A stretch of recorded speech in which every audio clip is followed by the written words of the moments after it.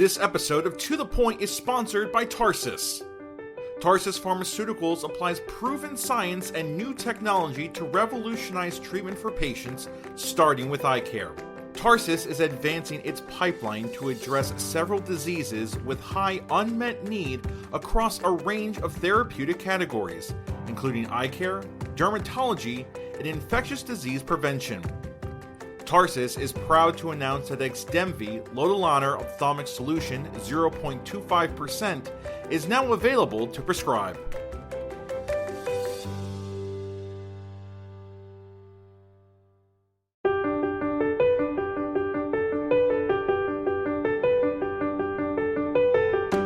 As much as we've learned about ocular surface disease, there is still so much yet to be discovered.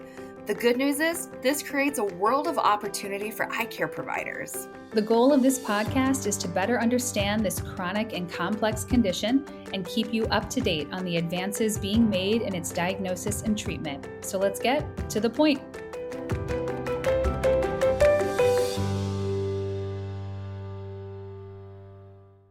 Welcome to another episode of the To The Point podcast. My name is Jackie Garlich, and I'm joined by my co-host, Jessilin Quint. Hi, Jessilin. How are you? Hey, happy to be here. How you doing? I'm doing good. I am really excited about this podcast today because it's just us, and we are going to be answering the common questions that the readers or listeners have. So you polled your audience and said, "What should we be talking about?" And your like followers really came through with like some really good questions. So I think we're going to be like pretty clinical in how we're using primarily Xdemvy and Miebo in our clinics. So I'm so happy. What are some of the questions that you got, Jessilin?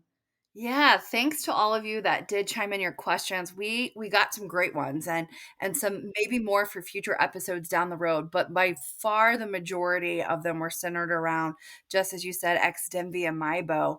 And so let's dive in because the people want to know. We have two amazing innovations. And so with that, as clinicians, we need to know, like, what does it do? What is it for? How does it work? How do I use that? So I think this is going to be a really fun discussion. So I have a question for you. So Xdemvy, we know that it's indicated for Demodex, right? Tell us a little bit more about that indication. Like, do we need to be using Demodex blepharitis now? Just Demodex? What does that look like? How are we terming this? What should we be doing? Yeah, so now that we have, now once you start looking for Demodex blepharitis, I feel like you literally see it everywhere. And so now what I think previously, and I'm certainly guilty of this probably 5 years ago, of just seeing any level of debris on the lash line and calling it a catch-all blepharitis. Now we really are distinguishing, well, what is this? Is this like more bacteria in nature? Is this staph, or is this actually Demodex that is causing it? And the easiest diagnosis is to just look at the debris itself, and the pathognomonic finding in whether or not this is Demodex or not is the collarette at the base of the eyelash. So that literally just looks like a collar around the eyelash base. That is, you could epilate that lash and look under a microscope and do the whole thing, but you don't need to. That is the pathognomonic sign for a Demodex, for Demodex blepharitis. So I think, now we're really going to be distinguishing what's what, and do we need, an antibiotic treatment or some other lid hygiene, or are we in need of Xdemvy or, tea tree oil or your favorite drug of choice, which for me clinically, I feel like I have gotten very mixed results on using tea tree oil. I don't know what you think, Jessilin, but I prescribed tea tree oil anytime I would see a Demodex infestation, and it was, so results. I feel like I'm seeing patients back and they're still having it, or they're having recurrent chalazion. And so I'm very happy to now have this treatment option. It is still very new. I have yet to see someone back after they've completed the 6-week course of this, as there was a little, I don't know if you felt this, but some delays in getting the medication with the prior authorizations. But how did you historically treat Demodex blepharitis, and how is that changing now that we have Xdemvy? I'm curious on your opinion here. Yeah, probably similar to you and a lot of our listeners out there. I mean, before we didn't really have an option. Our options were really, like a Zest, Blefx kind of lid cleaning in office, maybe an IPL, and then some sort of a, lid wipe or a foam cleanser, or whatever that looks like that has tea tree oil or like a hypochlorous acid. And by just doing the cleansers at home, I never felt like it totally got rid of it. I mean, it was the best choice that we had at the time. And so you recognize this and you use the tools that you have at your disposal to just, have some sort of benefit. But I think now having a real drop, and we'll probably maybe get into what some of the trials show that can eradicate that is really important. But I still think I'm probably going to use the drop in combination with things in office, like maybe with a Zest or a Blefx. And I might maybe, we'll see how this goes. Some of my patients have a lot of sensitivities to tea tree oil, and some of those wipes and those lid cleansers can not be, the most ideal situation. So being able to have maybe a treatment and drop so that they don't necessarily have to do that would be ideal. But I also know I have some patients out there that love using some of those tea tree wipes, whether it's it just mentally makes them feel better or not. So I don't think that this drop is going to replace all of those. I think the big question is, from an adjunct point, like what does this look like? This good kind of combination, this good mix. So Yeah. Yeah, and I think that that was actually, one of the questions I had received from someone, and I think there was something similar in oh yeah, one of the questions that was, do I still use tea tree oil for maintenance after Xdemvy? And I think honestly this is new. We will see how this actually works in reality. Their clinical trial data is really incredible, the Saturn 1 and Saturn 2 data. And we've talked about this, and, Leslie and I talked about it in a previous episode, but uh, what I am doing is taking a photograph of these lids, uploading it to their chart, and then I'm going to see them back and see what do I see, and clinical trial data is one thing, but I want to see it for myself. Like how good is this actually working? And I have not asked patients to continue to do a tea tree oil wipe during their course of Xdemvy, mostly because I am curious, how well is this drop going to be working? Because in their clinical trial data, they did not have patients continue lid scrubs. They literally just used the eye drop. So I am very excited to see what this looks like. But down the road, how long? Like, is there going to be a reinfestation? Do we need to retreat with Xdemvy? I think time will tell, but they do have some really good observational data that shows lasting effects even at 365 days. So again, new medication, we'll see how this plays out clinically, but I'm certainly very optimistic. Demodex has been a huge annoyance for all of us. yes, definitely. Yeah. And I think a lot of us too, my favorite part sometimes when something new comes out is that we all try it in different ways, right? Like for some of our patients, we're doing just the drop. For other drops, we're continuing that maintenance therapy. Maybe for, another section of those patients, we're doing Xdemvy, combined with like an office cleaning. And so from that clinically, and as we talk and share ideas and kind of grow from there, I think that will, we'll figure out kind of the right place for this. How has your experience been with pharmacies and this? I have found the most success using, the Xdemvy is available through, they have 4 specialty sort of pharmacies. And I have found the most success through the Blink pharmacy. I don't know what you have been using. Yes, definitely the Blake Pharmacy has been the easiest, for sure. So I think that that's by far where we've been sending them. But it's new. And so, like with any new drop, there's been some prior authorizations. And so sometimes it's figuring out like which ICD 10 codes we need to make sure that we're submitting, what things we need to show that they've used before. And so some of that, I think those nuances will kind of work out. But I found good success with the prior authorizations and using the B88 code as well as the blepharitis code, like having the combination of both of those has been really helpful in getting those prior authorizations through.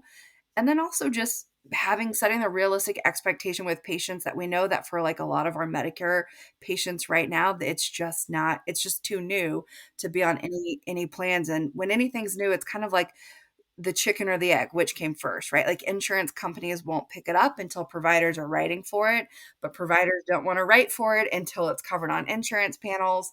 So, we all just need to write for it so that hopefully it'll get on more panels. And with time, we'll just have better availability for our patients. Yeah. I think it'll be nice to sort of see, how this plays out. I have certainly had more success with the Blink pharmacy. I was using the CVS specialty pharmacy and got, I don't know, I feel like nowhere, but um, I'm sure I got somewhere. This is pretty negative towards CVS, but I feel like Blink Pharmacy has been pretty helpful. But you're right; you do need these two diagnosis codes: the B88.0 and the blepharitis code. If there's any listeners that are wanting to prescribe this but aren't sure what to do, please reach out to me. I can connect you to someone who would know the rep in your area so that you can get a little more familiar with prescribing it if you desire to do that. But yeah, I'm super excited about this. Were there any other questions that we didn't already hit on Xdemvy? How do I use it? Oh, how do I use it? That we should probably talk about that one. So Yeah. this one is it's nice in that you are not using this drop in perpetuity. So you are using this one drop twice a day for 6 weeks. So I love that dosing. I think that's great. And I think knowing that there's an endpoint makes patients very happy, or that's been the reception that I've seen. But that's what it is. One drop twice a day for 6 weeks is the dosing for it. Jackie, when you write the SIG, are you putting for like 42 days, 45 days? How are you specifically writing your SIG on the prescription? Hmm. Great question. I think I just write 6 weeks. So what am I writing? I think that's what I write, 6 weeks. I don't think I'm writing 43 days like the trial. I think I'm just writing 6 weeks. What are you doing? I think I'm putting in 45 days because mine on my EHR, you have to specify days Days? I on got a it. weeks option. I got a weeks Yeah. option. And I, I I don't, remember going back and forth between 42, 43, 45, and I think I just landed on 45, but tomorrow that might change. We'll see. yeah, right. I know. So this is BID dosing. Any sort of like adverse events or side effects that our listeners just need to be mindful of when they're educating their patients on it? Honestly, this side effect profile is pretty mild. And so far, the patients that I've spoken to have not reported any significant side effects to this. So it's really a pretty, mild adverse event side effect profile. So that's another sort of nice thing about this drop. So And when are you bringing your patients back? Are you definitely doing a follow-up after the 6 weeks? What's your flow right now? yeah, so right now it has changed as I've prescribed because I prescribed and I said, all right, make this person a follow up appointment in 6 weeks. And then I'm like, have they gotten this drop at all yet? I don't even know. I need to push this follow up out a little bit longer. So now I'm saying, let's see you in 8 weeks. So I am, maybe once I get more comfortable with the drop and I know it's working better, I won't need that follow up appointment visit. But for now, I'm doing it because I do want to see how well this is working for my patients. So yeah, Brian, are you? I think I'm doing pretty much the same, kind of really in that 8 week margin, giving them a couple weeks to hopefully get it. I think I'm telling my staff 8 to 10 weeks technically, but I want to see the follow up. I want to see what it looks like so that I, from my own knowledge, can know how I want to roll this out on my end. Yeah. Yeah. With your at the follow up, so you're doing a photo before you start treatment, and then are you doing another photo at the end and comparing? Totally.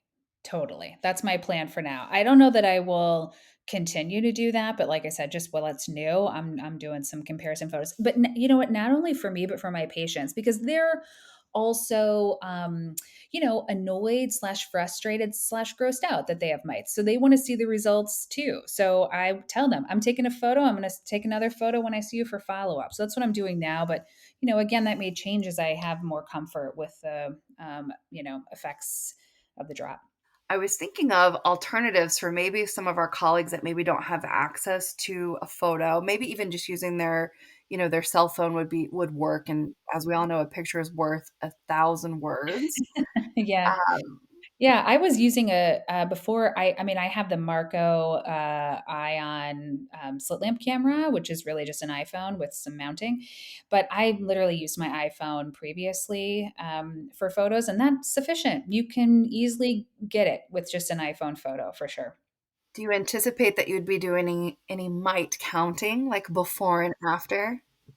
I didn't count before I took these photos. I definitely am not.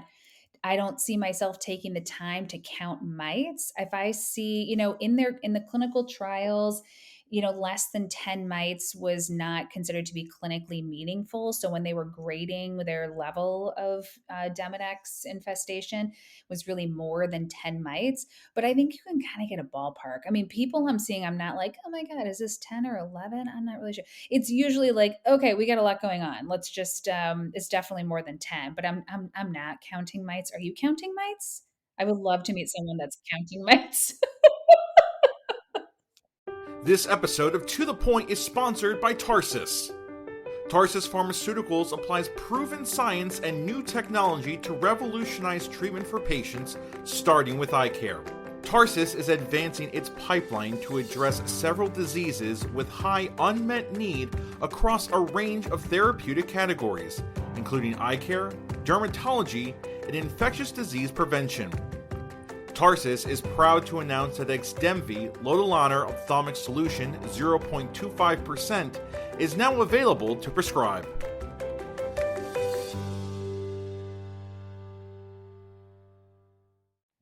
Ain't nobody got time for that. No. No, I'm not counting. I'm not. I think maybe in my head I'm like, here's one, here's a lash, here's a lash, here's one on a lash. Okay, this seems like more than 10. But I'm definitely not like counting singular lashes personally. But yeah, these are all good questions that the people had. I love They're all these. great questions. Maybe we should comment on how this drug works, like mechanism of action. Like, how exactly is it killing the mites? Yeah, Xdemvy is targeting the nervous system of the Demodex mite, paralyzing the nervous system, and that leads to its death. And so that is the mechanism. This particular lotilaner is the medication, and that has applications and has been used in veterinary medicine for a similar, situation here. So that's the mechanism, is it's targeting the nervous system of the Demodex mite and therefore leading to its death. And I know you talked about how it's a short week, kind of 6 week course, and how I found like with patients that that's been really receptive because it doesn't seem so daunting. It's twice a day. We're going to hit it for 6 weeks, follow up afterwards, and then decide if we need to do another course or decide on maintenance at that point. But I think that 6 weeks version, at least for my patients, has been very appealing because it doesn't seem as daunting of a task. It's totally true. I mean, I was at first I was like, the downside is this is 6 weeks. And then I was like, why am I even saying that? That's not a downside at all. That's actually positive. Like all my other things, I'm having them use Cequa or Xiidra or, Restasis is like forever, So yeah, people are definitely really receptive to the 6 week dosing. So yeah. Awesome. Well, good questions about Xdemvy. Another new player on the market, on the scene, Miebo. Have you had any experience with that? How has it been going? Miebo has been pretty good. Let me tell you, one of the pros here in Miebo right off the bat is they're also using BlinkRx, Jessilin. I love that. And if I don't have to think about a different specialty pharmacy, this is a win in my book here. But yeah, Miebo has been good. I have had honestly less experience with Miebo than I have with prescribing Xdemvy for no real reason. That's just sort of how my flow has been. But what about you? Can you tell us about some of your experiences with it?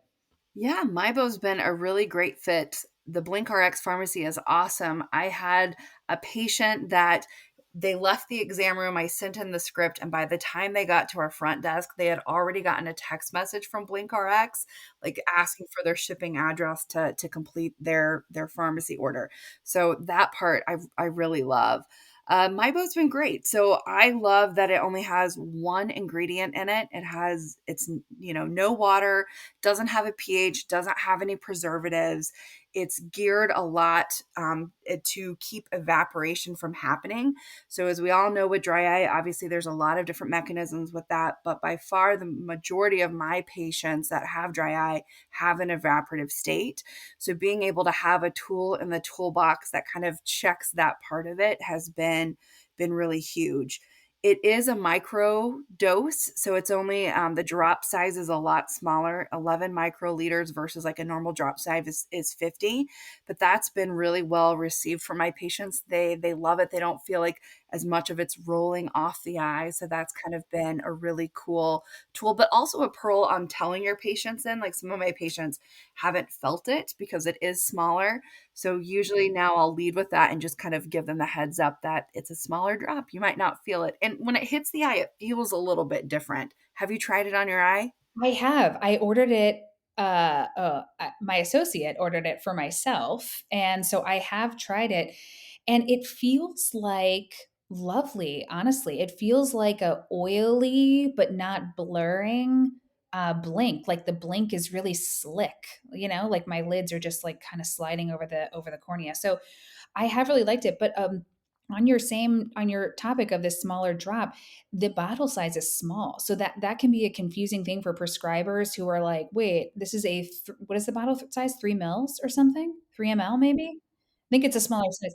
3 ml, but we're asking a patient to use it. Those dosing is 4 times a day. How many bottle like this drop size is not the drop size that we all know is not adding up math wise.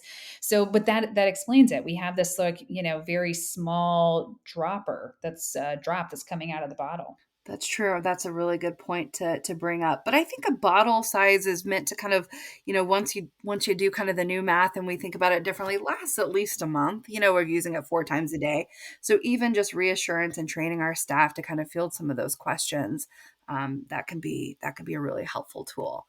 And from a personal experience with the Blink RX pharmacy, I had really great success with that also. I got a text message, and for those who haven't used this on their patients, what happens is you get a text message, your patient, excuse me, gets a text message that says, Dr. Garlich has called in your prescription. In my case, they said, can you just send in your insurance cards? And you can take a photograph of the front and back of your card and just text it back to them, or you can go on their portal and upload it. And then not too long after, it was like they initiate a prior authorization to your doctor's office, but there is a bridge program. So the first month is free with this bridge program. So your patient can get started using Miebo without paying any costs at all. And BlinkRx will tell you that if you call them. I called them and they explained the whole thing. I already knew what the deal was, but they explained it. And they said, yeah, we just need your shipping address. So we'll ship it to you. And then it came in the mail not too long after. So it's kind of nice to have a month to get a patient going while you're completing the prior authorization, which is inevitable with all of these newer medications. So pretty smooth with that particular pharmacy, and a smooth drop actually as well. Way to tee that up. Good job. Yeah, yeah. It was smooth. Have you used it? It does feel very slippery and just like lovely. It's It nice. it is. It does have a good velvety feel.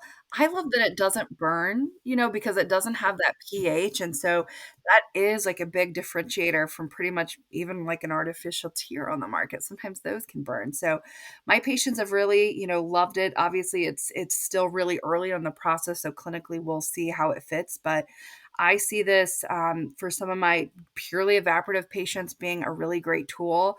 I also see this being used adjunctly for my patients who are getting a lot of in-office treatments, like my patients that are getting an IPL and, doing lipofluid and whatnot. This is a great fit for that to kind of keep them covered throughout the day under those kind of evaporative states. For my patients who are already on things like Restasis and Xiidra and Cequa, using this first, followed up by Miebo to kind of create that seal and lock it in is great. Anybody who's like on an artificial tear, like why wouldn't you want to use a drop that lasts 6 hours on the eye instead of evaporating off within 20 minutes? So I think it has some really cool tools for a lot of our patients, and it's nice just to be able to have more options. Yeah, it really is. I mean, one of the questions that you received was, is this going to replace tear care and IPL? And in my opinion, absolutely not. I mean, these in-office treatments, I mean, IPL is really for calming lid inflammation, tear care, or any sort of thermal expression is to really remove obstruction. And so we know that, these glands can regress, and this is why we do maintenance for both, tear care, any thermal expression and IPL. And so what can we be using on these in between times? And Miebo might be a great option for that. I've also really considered it as maybe this is a first line for a patient that has a ton of gland atrophy. Like, we don't have a lot of good functioning glands left. Let's try to really give them some other support that's targeting meibomian gland dysfunction. I don't know how you have really, I mean, you've discussed it a little bit on how you're using it with your patients, but that's somebody who really sticks out to me as like, I got like little stubby glands left on this particular patient. Like, Miebo might be a good fit for them. Definitely. And really with that, for those kind of patients, we don't have a lot of options. So being able to just kind of get them some coverage is definitely ideal. But yeah, I'm with you. I don't think that this is going to replace anything that's in office. We all know that dry eye is very multifactorial. So if nothing else, it's going to be, complement those in all the best way and make some of those results feel even more effective for patients and keep them, kind of symptom free in between those kind of maintenance visits. So I think it's an exciting tool. I'm excited to have it for patients. I got a question for you on this QID dosing. So we're used to the Xiidra, the Cequa, the Xdemvy being a BID dosing, and now it's QID. And so, what are you doing for your contact lens wearers? Are you saying up to 4 times a day, and then not having them do it during the day and do BID, or I'm assuming you're not having them place it on top of a contact lens. How are you handling that? Great question. And because it is so new, it's entirely possible my stance on this might change, over how the next couple months go. But it is a little different consistency. And when you put it in the eye, it is different than something like an artificial tear. So for my soft contact lens patients, or really kind of even like my scleral patients, I'm not having them do it with their contacts in. But I think that does bring a question, and this would obviously be kind of like an off-label use for some of those patients that are like our scleral lens patients that aren't, that have to take it off halfway through the day because of just we don't have a good tear film over it. Would Miebo potentially in those cases kind of help it give you some coverage so that they could wear like their scleral lens a little bit Mm. longer? Maybe, Mhm. time will tell. So that's kind of like an off-label question that I'm thinking about potentially. But right now, especially with my soft contact lens patients, we're not necessarily maybe getting in the full QID dosing. But for a lot of my patients that have really, really severe dry eye, they're not in soft contact lenses. Most of them are in, kind of like a scleral lens setup. So so we'll see. We know that one drop lasts for Miebo about 6 hours. So if I look at this in a perfect world, QID would be ideal. Maybe on weekends they're doing it QID, but 12 hours of coverage versus 24 hours is still better than, 20 minutes. So what about you? What are you doing with your contact Yeah, lenses? I'm just telling patients, up to 4 times a day. I say, I don't want you putting this on top of a contact lens. So if you get in at least twice, I'll be happy with that. One thing I don't know is how that's going to impact the duration of time before we see results, like improvement. And so I don't. Can you talk about like, wow, soon in the clinical studies they saw some results of improvement, and what should we expect at that QID dosing? And then we'll have to. I think time will tell if we've just got a BID dosing going on a patient, how long that might take. Yeah. If we look at the clinical trials for Miebo, the primary endpoint was taken at day 57. So day 57 QID dosing is kind of like what I have in my head. So it's, definitely going to take time. I mean, to really kind of oversimplify it, the idea behind it is that you're kind of creating this seal on the front surface so that it's not evaporating and it can kind of heal itself beneath that seal. And so, how long Mm. that's going to take is obviously going to be vary per patient, per severity of their disease state. But I'm kind of using like, 50, 60, 57, 60 days is when I'm telling patients that, that's after that time, we'll kind of evaluate if this is working? If it's not working, do we need to do something else? That's kind of like the Yeah. timestamp that I'm using for. Yeah. I say the same thing to patients, like clinical trial results show improvement in 2 months. But to be honest, I say, clinical trial is not always reality. So I don't want you to get discouraged if we're not having those improvements, especially if we're not keeping up with the QID dosing, So I mostly try to lay it out to a patient so they're not like, this didn't do anything. And then they kind of drop it. Like just with everything, we need, time. So Yeah. And yeah. the secondary endpoint, that being said in the trials, occurred at day 15, right? Which is like at the 2 week mark. So, in that 2 to 4 week kind of 2 month category, that hopefully will just give us at least a little time for a patient to see if we, to have maybe a little bit of improvement, but we'll see kind of the full extent as it unfolds. Yeah. All right, Jessilyn, I think we got it, right? All the questions that were asked, I hope we covered it. I've been really enjoyed this discussion, like how people are using this clinically. I like talking to you about this. So hopefully this is helpful for our listeners. We could do another question round if people end up liking that. But any final thoughts, or you feel like we got it? Talking about new innovation is always really, really fun. I like that we got questions from the audience. So stay tuned. We'll have to put another poll up and get some questions and maybe tackle those in a future episode.